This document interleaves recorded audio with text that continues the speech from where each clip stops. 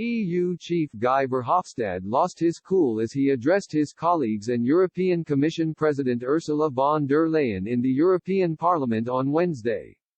The Belgian MEP blasted Eurosceptic leaders across the Brussels bloc and lashed out against European Union institutions failing to act against those who threaten the prosperity of the Union. Mr. Verhofstadt urged European Commission President Ursula von der Leyen to repeat her 75-minute State of the Union speech in the European Council as he claimed all the issues raised by the Commission leader are systematically ignored by some EU leaders. He said, "My proposal is that you repeat this 75 minutes of your speech that I liked a lot, also in the Council. Because let's be honest, half of the issues that you raised are in fact blocked in the Council.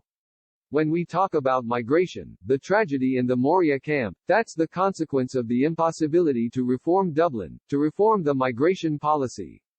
When we are talking about Belarus, it's 40 days after this election has been stolen by Lukac NCLP and we are not capable to put sanctions on the table.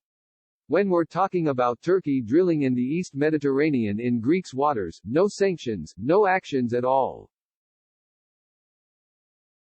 When we talk about Hong Kong, words yes. But sanctions? No. Actions? No. And when we talk about the rule of law inside the European Union, let's be honest, it's 5-6 years that we are talking about that here in Europe and the European Parliament. There are no sanctions against these authoritarian regimes. So my plea to you is repeat this the fastest as possible in the Council and let's make a pact, a deal between us, that is the priority for 2021. The European Union's chief executive on Wednesday painted a sober picture of the bloc grappling with a pandemic and the deepest recession in its history, but laid out ambitious goals to make the 27 nations more resilient for future crises. In her annual State of the Union address, European Commission President Ursula von der Leyen doubled down on the flagship goals she set out when she took office last December: action to protect the climate and a digital revolution.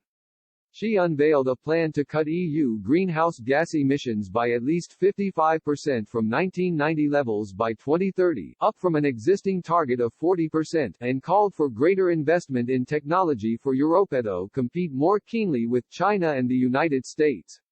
Officials said that, far from backing off the plans she laid out at the beginning of her term because of the coronavirus crisis, von der Leyen believes they will be key to Europe's economic and political survival.